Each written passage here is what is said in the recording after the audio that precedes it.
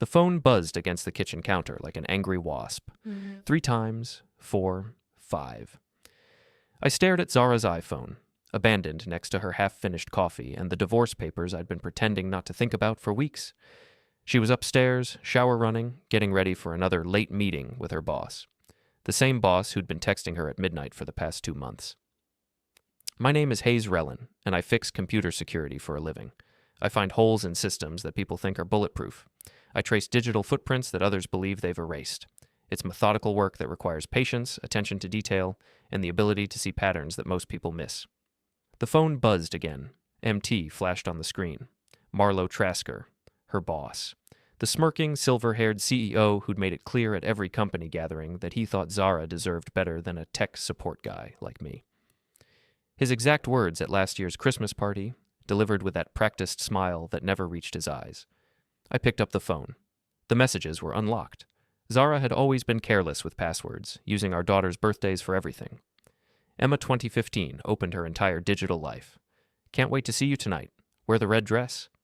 Hayes is working late again. Perfect timing. My wife suspects nothing. She's too busy with her art projects. I scrolled up. Weeks of messages, months.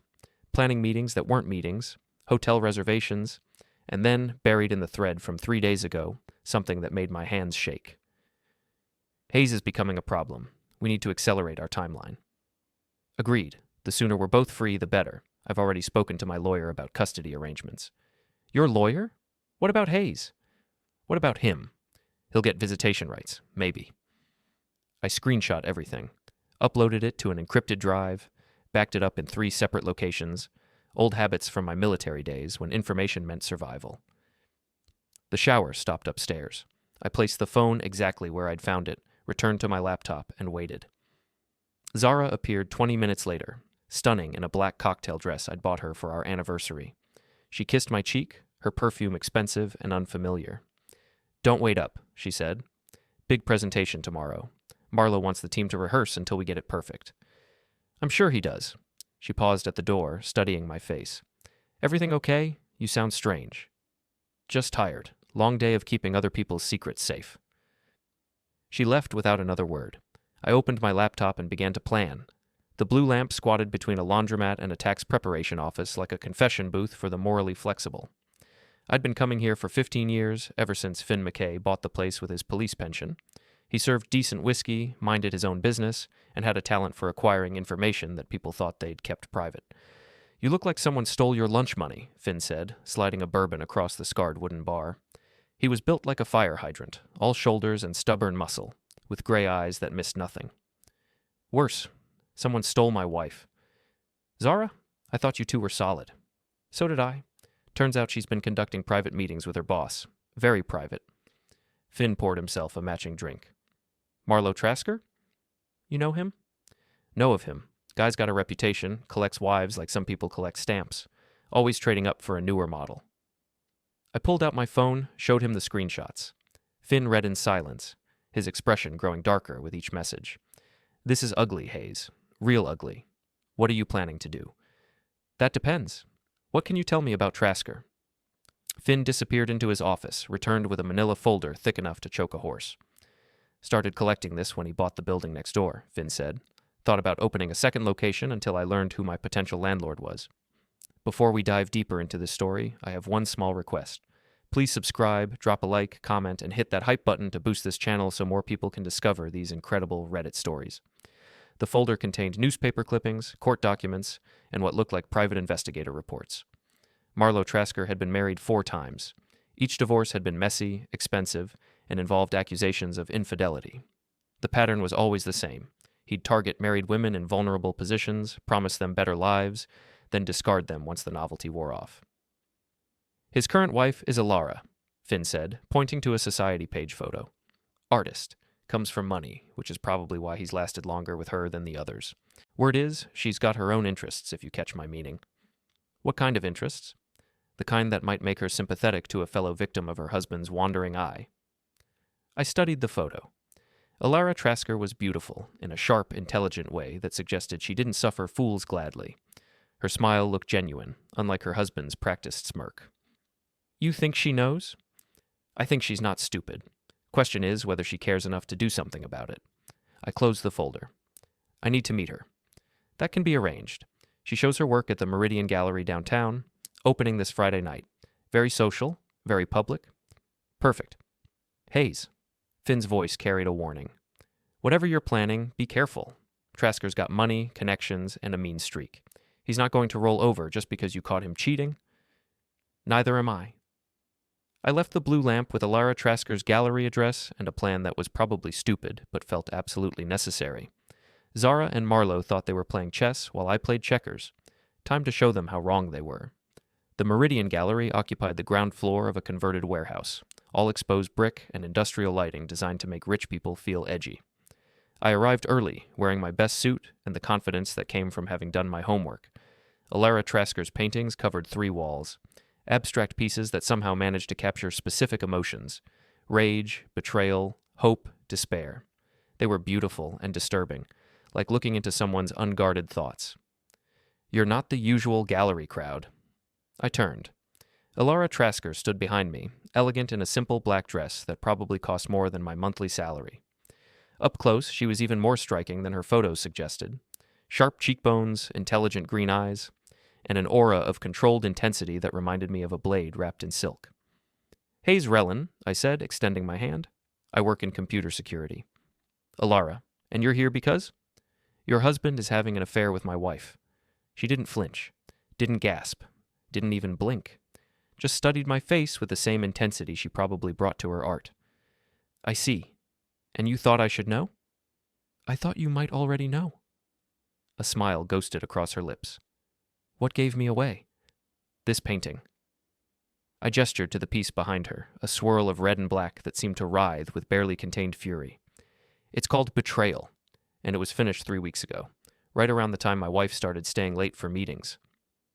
Observant. Most people see pretty colors and call it abstract. Most people aren't married to liars.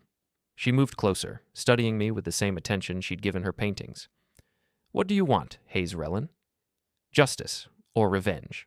I'm not picky about the terminology. And you think I want the same thing? I think you're tired of being married to a man who treats women like disposable commodities. I think you've got your own plans, and I think we might be able to help each other. Elara was quiet for a long moment, her gaze moving between me and her paintings. When she spoke, her voice was soft but steady. There's a company party next Friday. Trasker Hall. Marlow will be giving his usual speech about excellence and teamwork. Very public, very visible. I'll be there. Good. Wear something nice. It's going to be quite a show. She walked away without another word, leaving me alone with her paintings and the growing certainty that I'd just allied myself with someone far more dangerous than I'd initially realized.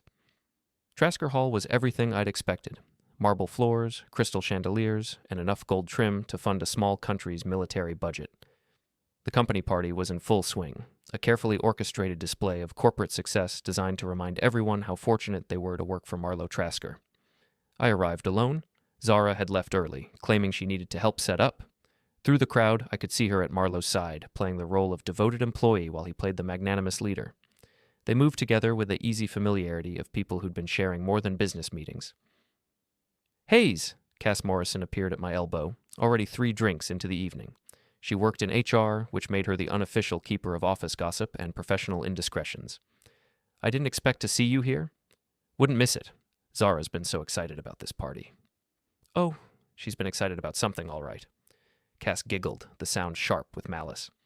Did you know she and Marlow have been having private strategy sessions? Very private. Very strategic. Really? Oh, yes. The whole office knows. Well, everyone except his wife. And you, I guess. But you seem like the understanding type. Extremely understanding. Cass leaned closer, bourbon heavy on her breath. Between you and me, I think something big is going to happen tonight. Marlow's been acting strange all week. Nervous, like he's planning something important. How interesting. You should stick around for his speech. I have a feeling it's going to be memorable. She wandered off in search of more alcohol and gossip, leaving me to observe the party's carefully choreographed dynamics. Marlow held court near the main stage, accepting congratulations and praise with practiced humility. Zara orbited him like a satellite, beautiful and devoted, and completely unaware that her phone had been uploading every text message to my secure server for the past week. Elara appeared beside me as if she'd materialized from the shadows. "Enjoying yourself?" she asked. "Immensely. Your husband certainly knows how to throw a party." "He knows how to throw a lot of things. Parties, money, wives." "Speaking of which, I have something for you." I handed her a flash drive, small enough to hide in her palm. Everything I could find about his previous marriages. Financial records, legal documents, some very interesting correspondence with his lawyers about asset protection strategies.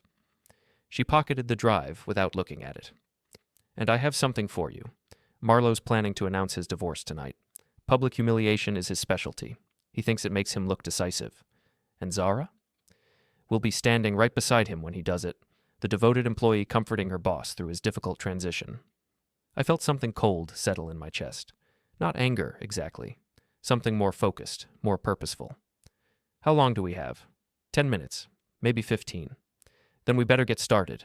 Marlow took the stage exactly on schedule, his silver hair perfect under the spotlights, his smile wide and confident. The crowd quieted, drinks lowered, conversations paused. "Friends, colleagues, partners, and excellence," he began, his voice carrying easily through the sound system. "Tonight, I want to talk about new beginnings, about having the courage to make difficult decisions when circumstances change." Zara moved closer to the stage, her face a mask of supportive concern. "Sometimes," Marlow continued, "we find ourselves in situations that no longer serve our highest purposes, relationships that have run their course, commitments that hold us back from our true potential." I felt Elara tense beside me. "Which is why I'm announcing tonight that my wife and I have decided to end our marriage.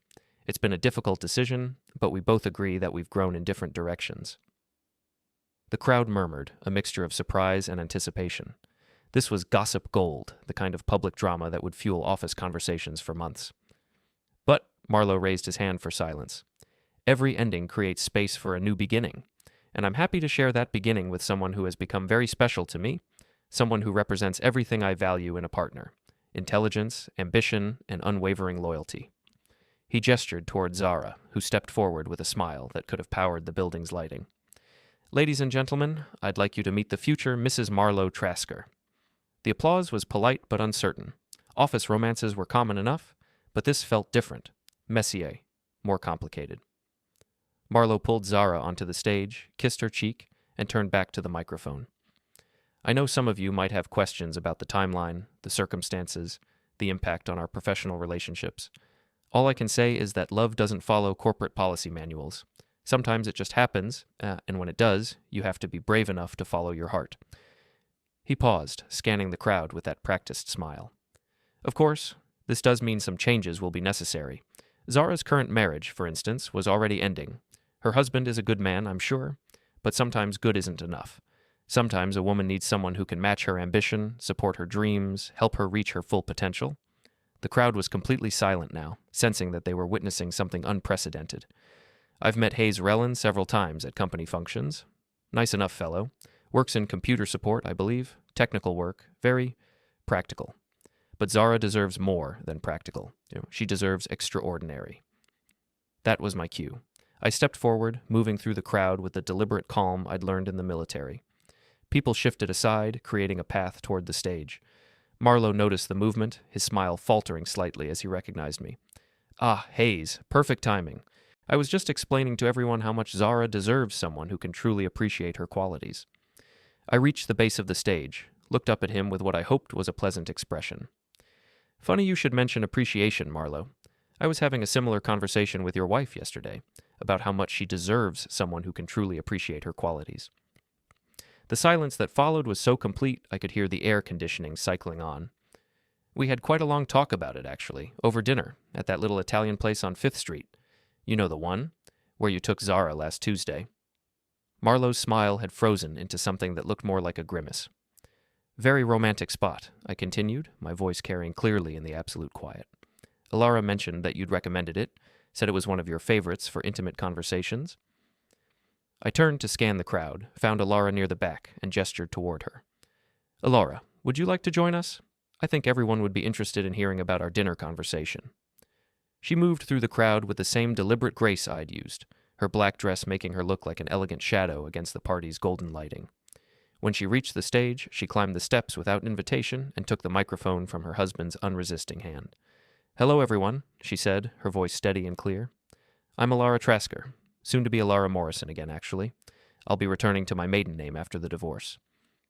The crowd's murmur was louder this time, confused and hungry for details. My husband is right about one thing, Elara continued. Sometimes relationships run their course. Sometimes you discover that the person you married isn't who you thought they were. Sometimes you learn things that make it impossible to continue living a lie. She reached into her purse, pulled out a manila envelope thick with documents. For instance, you might learn that your husband has been systematically embezzling company funds to finance his extramarital affairs. You might discover that he's been using his position to harass female employees. You might find out that he's been promising promotions and raises in exchange for personal favors. Marlow lunged for the microphone, but Elara stepped smoothly aside. You might also learn, she continued, that he's been planning to frame his current affair partner for financial irregularities once he gets tired of her. Insurance, he calls it, a way to ensure clean breaks. Every eye in the room turned toward Zara, who had gone pale as paper. That's not true, Marlow said, his voice cracking slightly. She's lying. She's bitter about the divorce. She's trying to. I have documentation, Elara said calmly.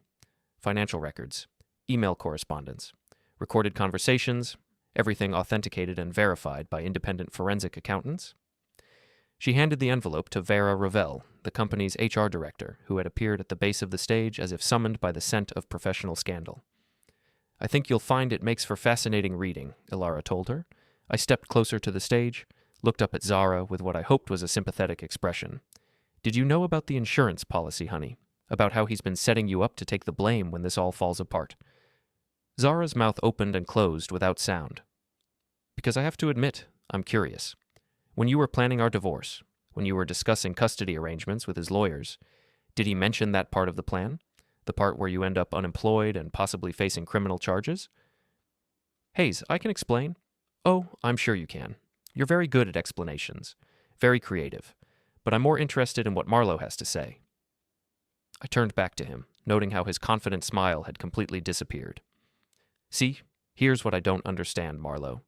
You told everyone that Zara deserves someone extraordinary, someone who can match her ambition and support her dreams.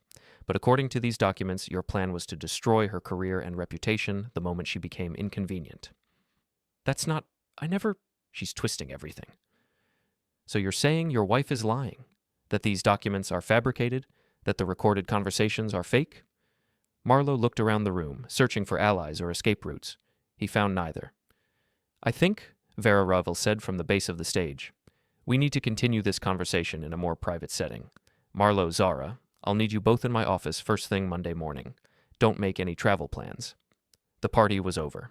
Monday morning arrived gray and cold, matching my mood as I sat in the parking garage across from Trasker Industries.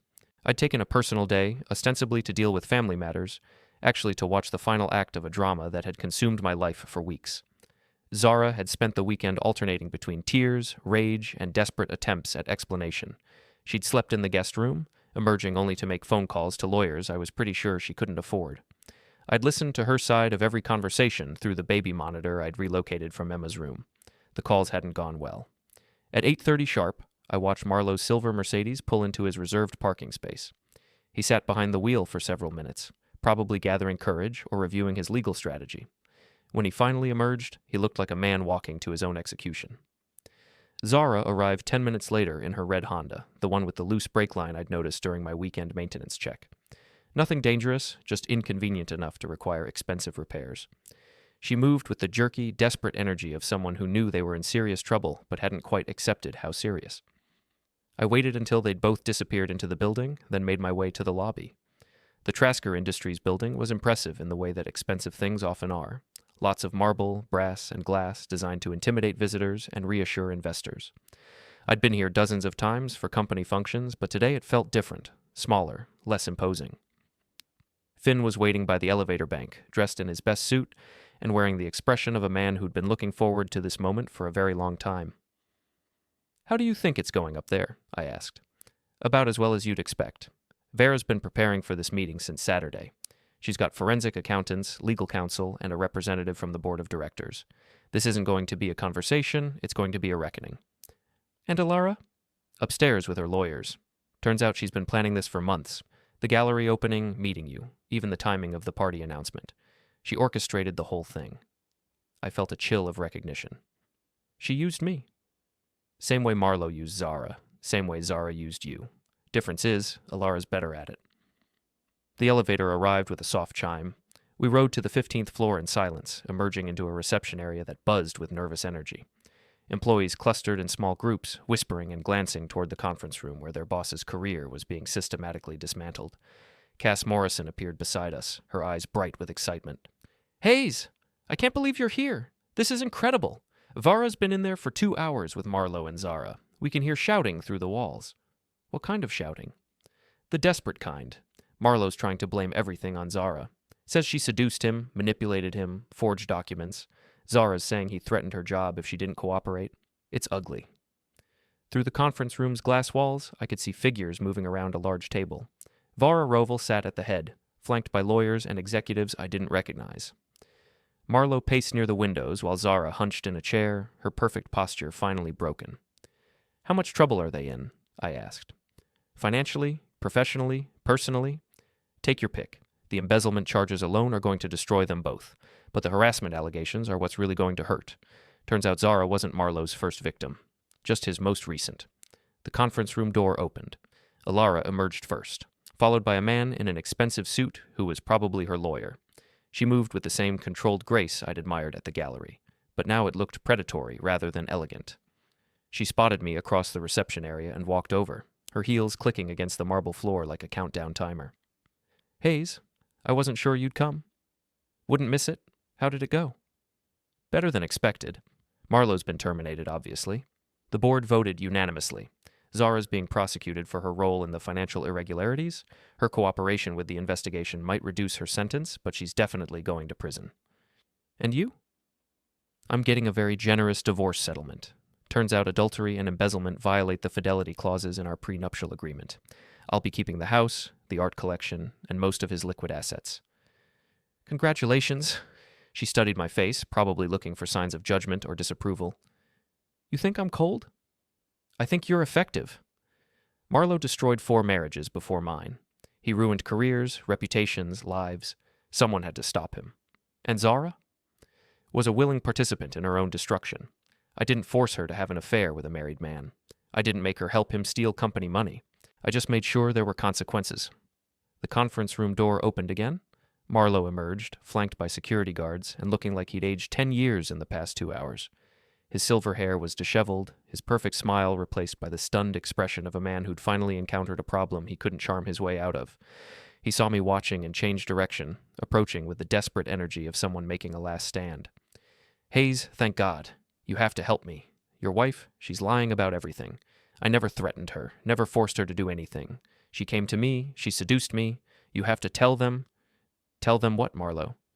"That she's manipulative, calculating. That she planned all of this to get back at you for not giving her the life she wanted." I looked at him for a long moment. This man who'd spent months telling everyone that my wife deserved better than me. He was smaller than I remembered. Less impressive, more pathetic. "You're right," I said finally. "Zara is manipulative and calculating. She did plan to leave me for someone who could give her a better life. But here's the thing, Marlow. She learned those skills from someone, and that someone was you." "I never... You taught her that marriage was just a business arrangement, that loyalty was negotiable, that people were disposable when they stopped being useful. Congratulations, you created the perfect student." Security was getting impatient. They guided Marlow toward the elevator, his protest fading as the doors closed between us. Zara was the last to emerge from the conference room. She looked broken in a way I'd never seen before, her confidence shattered, her future reduced to a series of legal proceedings and professional humiliations. She saw me and stopped, her eyes filling with tears that might have been genuine. "Hayes, I'm sorry. I know that doesn't mean anything now, but I need you to know that I never meant for it to go this far." "How far did you mean for it to go?" "I don't know. I wanted more. I wanted to matter, to be important. You were important, to me, to our daughters, but not to myself. And Marlow made me feel like I could be someone different, someone better. Someone willing to steal from her employer and abandon her family?" She flinched as if I'd hit her. "I know how it looks. I know what you think of me now. But I need you to understand that I never wanted to hurt you. I just wanted to stop feeling invisible." "Well, you're definitely not invisible anymore." The cruelty in my voice surprised even me, but I felt no urge to take it back. Zara had made her choices. Now she would live with the consequences. She walked away without another word, her heels echoing in the marble lobby until the elevator doors closed and the sound disappeared. Elara was still beside me, watching the entire exchange with the detached interest of a scientist observing a particularly fascinating experiment. "How do you feel?" she asked. "Empty, satisfied, exhausted, all at the same time." "That's normal. Revenge is like surgery. Necessary sometimes, but it always leaves scars." "What happens now?" "Now you go home to your daughters and rebuild your life. Now I go home to my empty house and figure out who I am when I'm not married to a sociopath. Now Marlow and Zara discover what it's like to be ordinary people with extraordinary problems." "And us?" She smiled, the first genuinely warm expression I'd seen from her. "There is no us, Hayes. We were allies in a war that's now over. Sometimes that's enough." She walked away, her heels clicking against the marble until she disappeared into the elevator. I stood alone in the lobby of Trasker Industries, surrounded by the whispered conversations of employees who were already turning today's events into tomorrow's gossip. My phone buzzed, a text from my sister, who was watching Emma and Sophie while I dealt with what she diplomatically called the situation. "Girls are asking when Mommy's coming home. What should I tell them?" I stared at the message for a long time, thinking about truth and consequences, about the difference between justice and revenge, about the cost of getting everything you thought you wanted. Finally, I typed back, "Tell them Mommy made some bad choices, and now she has to face the results. Tell them Daddy loves them, and everything is going to be okay." It wasn't the whole truth, but it was true enough. I walked out of the Trasker Industries building and into the gray morning, leaving behind the wreckage of 2 marriages, 2 careers, and whatever illusions I'd once held about the people closest to me. The war was over. I'd won. So why did victory taste so much like ash?